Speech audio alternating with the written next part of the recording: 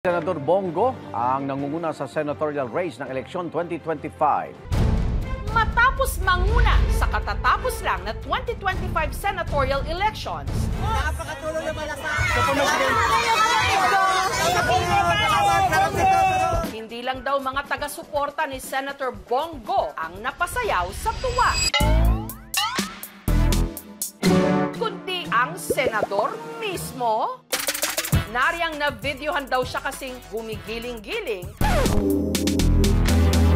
Pero pansin ng iba, bakit si Senator tila humorta? Bongo, ikaw ba yan? Bakit naging bouncer si Bongo?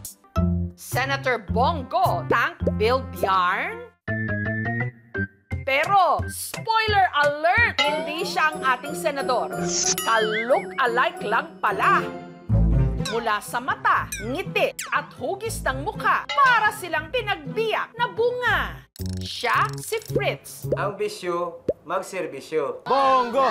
Gaya ni Senator Bongo, si Fritz marunong ding magbisaya. Dagasalamat sa inyong tanan sa pagsalig nako.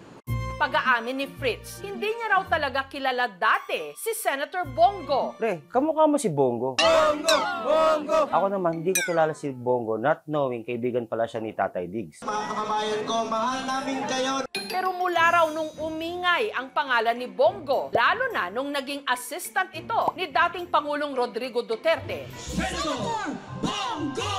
At kinalaunan, naging senador pa. Bongo! Mas dumami raw ang nakapansin sa kanilang pagkakahawig. Yung mga nakakapanood ng TikTok ko, comment ng, Bongo, is that you? Hindi mo kami maluloko, Bongo. Ikaw yan. May part-time na pala si Senador Bongo. At nung sinearch niya raw ang itsura ng sinasabing nawawalang kakambal daw niya, pakiramdam ni Fritz, siya'y nanalamin. Parang matandang ako lang Dun sa work ko ngayon, ang tawag sa akin, Bongo! Dahil look-alike ng sikat, marami rin ang sa kanya'y nagpapaselfie. Sakto, lalo't si Senator BG, selfie king din. Sen, papicture. Papicture sa senator. Nak, picture kita, nak. May napagsabi sa iyo, sir, kamukha mo si Senator Bongo. Hindi ko na mabilang, Lods. Marami na. Mata, bibig, ilong, tsaka yung Tangkad. Sabi na. Bonggong-bongo. Ang sapatos, Pang principal, ang damit, pang estudyante, ang mukha. pang senador. Pero kung may pagkakaiba man daw sila ni Senator Bongo, yun ay ang pagiging mas borta niya. Si Fritz kasi, bouncer sa bar. Sir, body frisking po muna. I've been a bouncer for 10 years. You prioritize the safety of everyone. Para magiging incredible hook, safety pa rin nila. Papasukin niyo ako. May dala akong pizza. Papasukin niyo ako. Buksan niyo yung pizza. Bukas pala. At dahil nakikilala na rin siya online, sinamantala na rin ni Fritz na gumawa ng content. For fun lang, kasi nakita ko uso. Paano na lang kung si Fritz at ang ka-look-alike niyang si Senator Bongo magkita face to face? In Quezon City, May 13, 2025. Congratulations, Benno! Isa pa sa mga joyful sa naging resulta ng eleksyon, si re-elected Quezon City Mayor Joy Belmonte.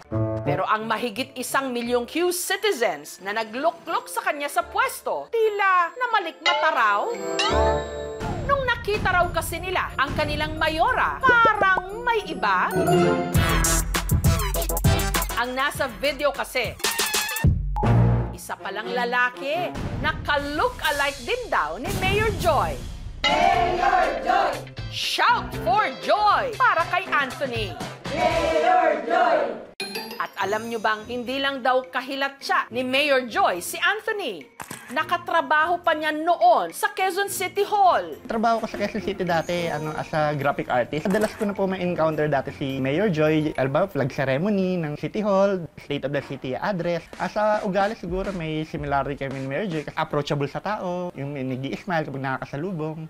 Una raw nadiskubre ni Anthony na ka-face niya si Mayor Joy. Nauso yung mga face swap, di ba? Gender swap. So nag-gender swap ako. Pag post ko, nagko-comment yung mga kaibigan ko na Mayora. Mayor. Pero si Anthony, hindi raw convinced. Noong una, sabi ko, parang layo naman. Nung nauso yung AI na yung may gumagalaw, yun na, nakita ko, uy, nga, medyo kawig na onte. Hanggang sa sinakyan na niya ito. Ginaya pati ang timbre ng boses ni Mayora. 3 taon ang aking pong termino, sisipagin ko pa po talaga. Sa ating mga cute citizen, maganda. First time ko pa lang siya nakita pagpasok, tinabihan ko siya. Akala ko ikaw na si Joy Belmonte. Natutuwa rin si Anthony na marami siyang napapasaya sa kanyang mga Mayor Joy content. Lalong-lalo na ang kanyang bundle of joy, ang kanyang pamilya. Napaka-optimistic niyang tao. Ever since, hindi pa kami nag-away. Yung challenges namin sa problem, not to against each other. Medyo makulit din ako minsan masiyahin talaga. Lagi yung titingin yung positive output. Kasi sabi nga daw, yung problema, hindi naman dapat tinatambayan yan. Dadaanan mo lang yan. Sana mapagpatuloy niya pa yung serbisyo na binibigay niya sa mga taga Quezon City. Mag-iwan siya ng legacy. Samantala, paano na lang kung si Fritz at ang ka-look-alike niyang si Senator Bongo magkita face-to-face? Senator, magandang gabi po. Ako po yung kamukha nyo sa ka-look-alike nyo. Pwede mo ba tayo mag-selfie? Ang dalawa parang nanalamin sa isa't isa. Kinagagalo ko makilala kayo, Senator. Salamat po. Mas gwapo ka sa akin. Mas gwapo. Mas gwapo ka. Kaibigan tayo. Senator Bongo.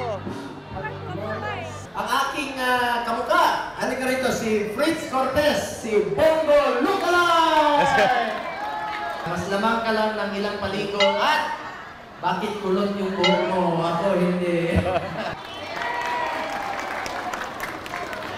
Salamat. Maraming salamat po, sir. Nagulat naman ako. Nagulat siya. Oo nga, no. Sabi po, ako po yung kamukha nyo sa ka-look-alike nyo.